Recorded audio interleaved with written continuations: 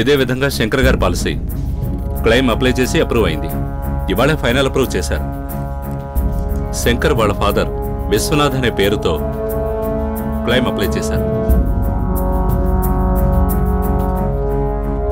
Sir అతను ఎవరో తెలిస్తే ఈ కేసు పూర్తయిపోయినట్టే.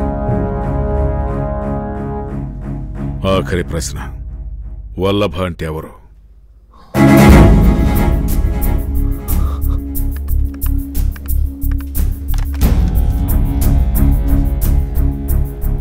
హలో సార్, మేము పిఎన్జీసీ ఇన్సూరెన్స్ కంపెనీ నుంచి మాట్లాడుతున్నాం. విశ్వనాథ్ గారా?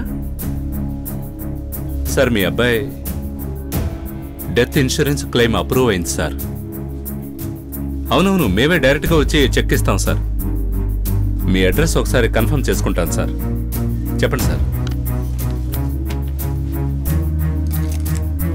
Vishwanath number 17, Navodaya colony, LB Nagar, Hyderabad. Thank you sir. Thank you. తీసుకెళ్ళండి సార్. వీడి దగ్గర కొత్త ఇన్ఫర్మేషన్ ఏమీ లేదు వేణు. కానీ ఇందులో మూడో వ్యక్తి ఒకడున్నాడు, వల్లభ అని. వాడెవరు? సార్, ఇక్కడ ఎవరు నిలబడొద్దు, బయటికి వెళ్ళండి. ఓకే, ఈ కేసు నీకు కొత్త ఎక్స్పీరియన్స్ ఇస్తుంది వేణు. నేను చెప్పినట్టు చెయ్యి.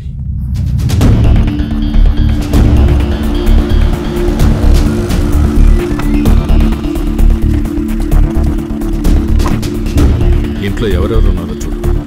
5 మినిట్స్ కంటే ఎక్కువ అక్కడ ఉండదు. Okay sir.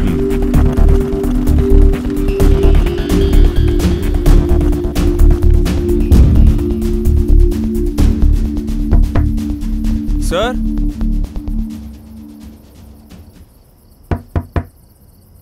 సార్, తలుపు తెరిచే ఉంది, రండి.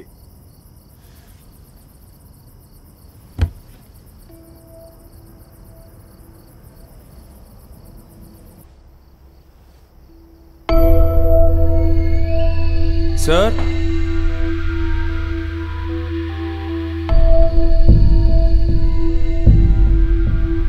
మిస్టర్ విశ్వనాథ్, కూర్చోండి.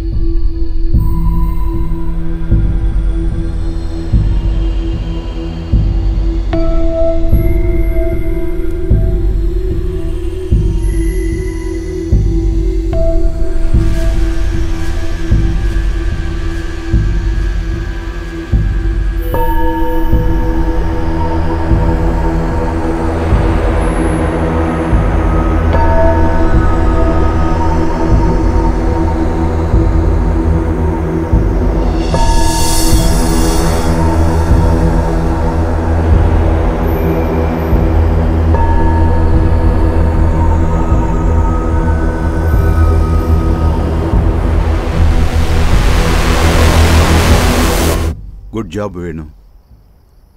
కూర్చో.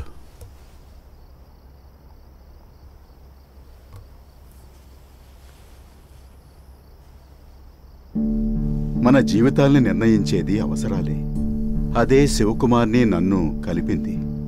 దానివల్లే నువ్వు ఇంత దూరం రాగలిగావు. నువ్వు ఈ కంపెనీలో జాయిన్ అవ్వటానికి నేనే ఏర్పాట్లు చేశాను. నాకు ఎంతో మంది స్టూడెంట్స్ ఉన్నారు, కానీ ఎలాంటి పరిస్థితులు వచ్చినా నువ్వు నన్ను వదిలిపెట్టవని నేను నమ్మాను.